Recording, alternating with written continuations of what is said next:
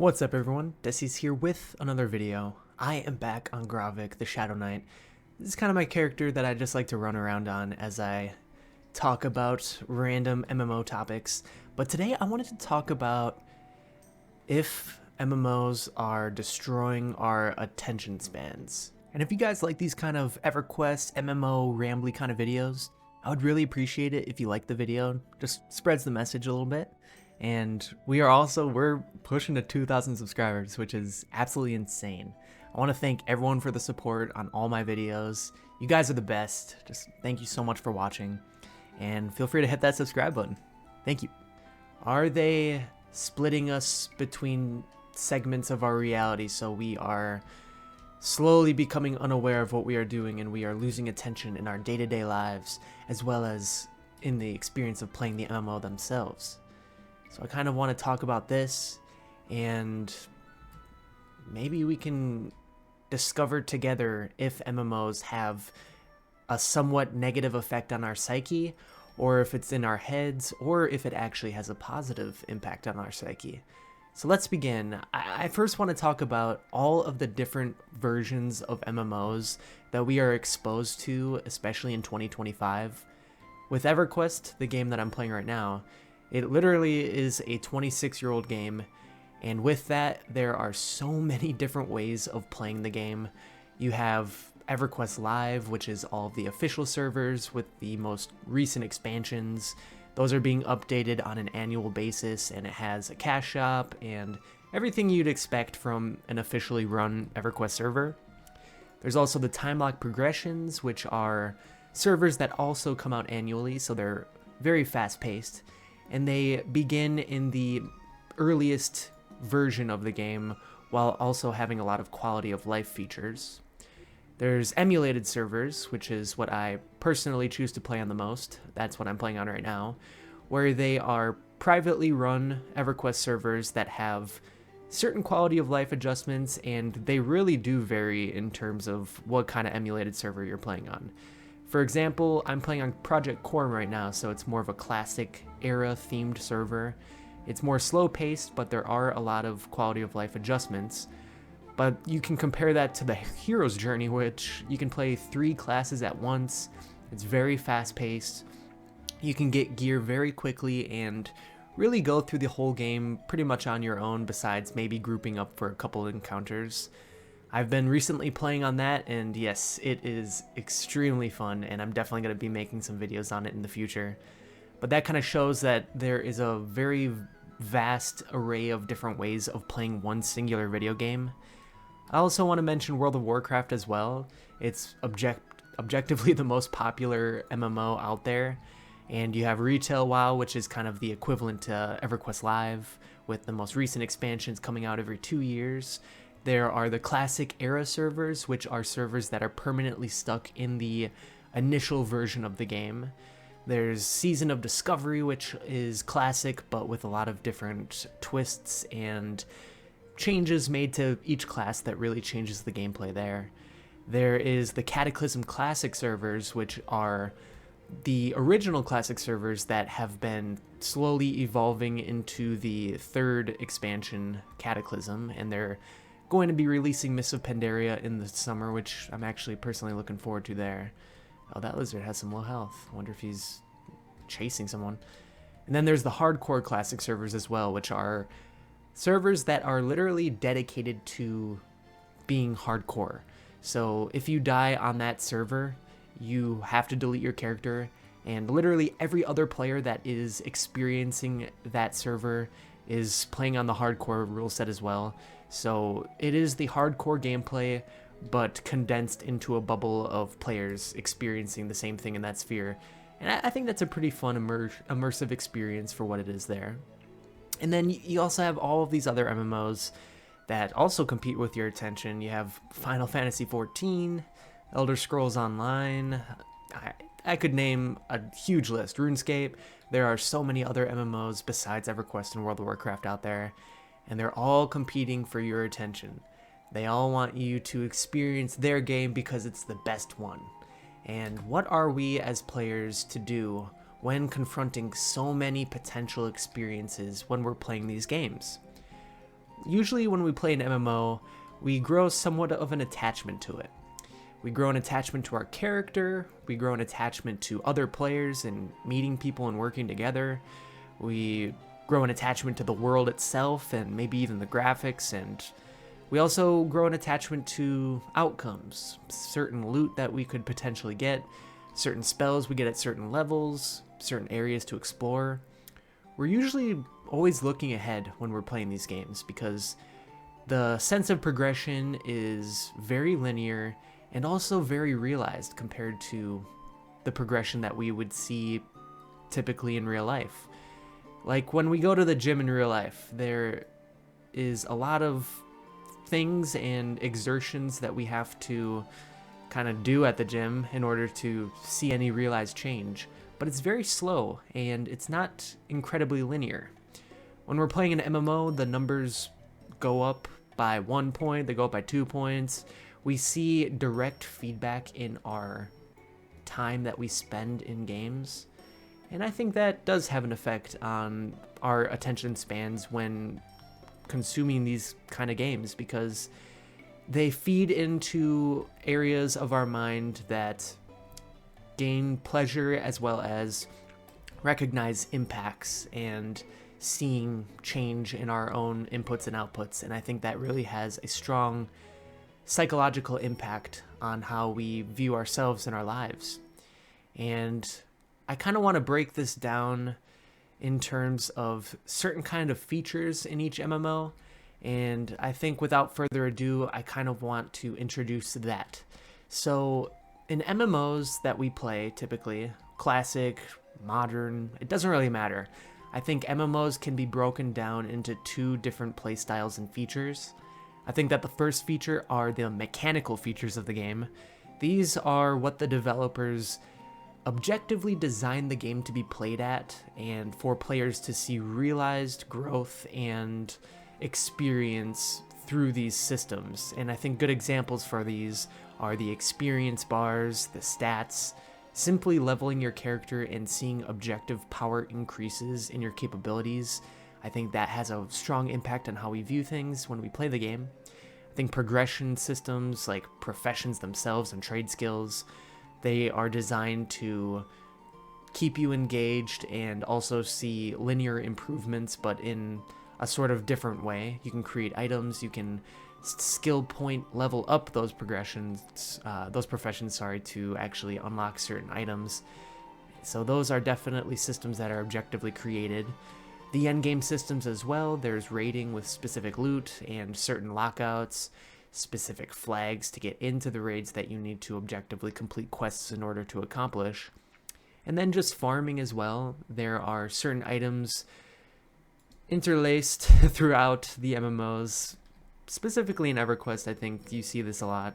There's certain items that have very low drop rates, and they could potentially have positive effects on the character. That's why we really farm for gears, for the boons that they allow us to possess when we're playing the game. And I think farming is an objective mechanic that is very much encouraged in how we accomplish tasks within the MMO, because we wouldn't be able to level, we wouldn't be able to upgrade our professions and trade skills, we would not be able to raid without the act of farming and grinding for these things. And that takes a lot of time, and it takes a lot of concentration and a lot of patience as well. And players of MMOs, or MMO players, have a lot of patience when it comes to accomplishing certain tasks within this game. And I think that does require a lot of attention, and I think in a sense it could actually be a positive for our attention spans rather than destroying them. And I think we see this a lot in playing classic MMOs. These games were designed without a lot of the foresight that modern MMOs experience, where they are made objectively to manipulate you into spending a lot of time playing them and the systems behind those. EverQuest is obviously not innocent of this either, especially early EverQuest. The game takes forever to play. That's the most difficult part about it mostly, is gathering players together and really committing a lot of time to accomplishing tasks that you want to accomplish. I don't think the game itself is mechanically difficult, besides knowing what spells to cast, knowing what areas to go to, simple crowd control. The mechanics behind that, I don't believe, is too intensive for the player, but it requires so much time, and that can be very tedious. And I think that can probably take away our attention spans from, just other components of our lives, because MMOs just take a long time to play. But I think besides that, besides the time we spend playing the game and then the cost of that in our real physical realities, I don't think that's the important component to talk about in this kind of video. I think that is a given, because what you spend your time doing, there's obviously other potentials in spending that time, and I don't really want that to be the premise of the video because it's kind of an obvious one. But I want to talk about more specifically the attention that we spend in the game itself, and how that could have a negative effect on how we play the game and how we view our own experience in the game, because we're going to be playing the game regardless. That's not really the question here. And to further go into this, I want to kind of talk about how the effect of all of these saturated activities can impact our minds and our perceptions of our own experience playing the game, and comparing it to others' experiences. And the reason I wanted to talk about how many versions of the same games there are is because it really splits our attention between many different avenues. You really have to learn how to choose a limited amount of something when you are ultimately offered so many different versions of it. For EverQuest, for example, you have Project Quorum, Project 1999, The Hero's Journey, Project Lazarus, Live, Time-like Progressions, any other emulated server and other way you could play the game. There are so many different versions of playing the game that could be all specifically fun and uniquely rewarding for yourself in their own ways. But we all have a limited amount of time in the day, so we have to choose one or two of these ways of playing the game. And if we try to play all of them, our time is going to be split between all of these different versions, and we aren't really going to get anywhere too advanced in either version that we play if it's split between our perceptions of time. And I think with that, because I've been experiencing this lately, and it's kind of the motivation behind making this video, is I've been playing a little bit of World of Warcraft on the side while playing EverQuest. And I have noticed in myself that there's sort of a restlessness, because I will play EverQuest, but I'll feel somewhat of a desire to play World of Warcraft, and there is sort of a disconnection, a fracture, a rift in my mind between playing these different versions of the game. And I think this is a natural human phenomenon, because in my brain, I view either experience as being rewarding in their own ways. And so it makes sense to want to participate in both of these experiences because they both have that certain reward. However, when I'm doing this, I'm creating a rift between my mind of both of these experiences, and I feel a sense of lack in both of them, because I don't feel like I'm really giving either experience the justice, the attention and engagement it deserves, and the capacity that I have within me to give the experience that. And I think we see this in the sunk cost fallacy. And the sunk cost fallacy, if you don't know what it is, it's basically you put so much time into something and you feel sort of an obligation to continue putting time into it because you've already put so much time into it in the past. So you're kind of clinging on to the past versions of your experiences while you are experiencing the present version of that experience. And you're sort of kind of lost in that fallacy, and the desires and the means behind your desire of playing the game is sort of fractured between that past and present version of yourself. And we see this, I think, me personally, I see this so often in these kind of games because we put so much time into MMOs because they require it of us. And those attachments that we grow are real. And I think they can sort of negatively affect our attention spans when we're playing the games, or when we're playing other games or doing anything else in our life, because that part of our mind that experienced the game is always somewhat there in an extent if we're not fully consciously aware of it. And I think it could affect how we interact with things in our day-to-day lives if we don't have the mindfulness behind being aware of it and recognizing it for what it is. And I think another sort of, not really quite a fallacy, but another effect on our minds is the sense of missing out and being pulled between different playstyles and different games themselves. I think, as I discussed, the fracture of playing multiple games, especially that require so much time to consume, can create sort of an uneasiness in how we play any of the games themselves. And I'm kind of creating this video more as my own personal feelings, because this is what I've experienced and what I've realized in myself. And so I'm not really trying to project this onto other people. That's not really my intention, to make you feel like that's the case.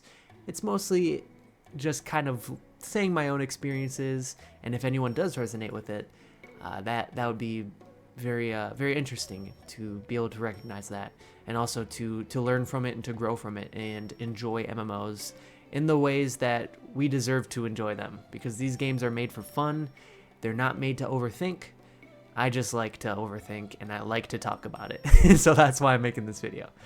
And kind of to go towards how we combat this. How do we face these mental challenges and not succumb to the fallacies or succumb to being fractured in how we play MMOs, and to really authentically engage in the experience and be present with it and not really see it in any other way that might take us from the experience of just having fun.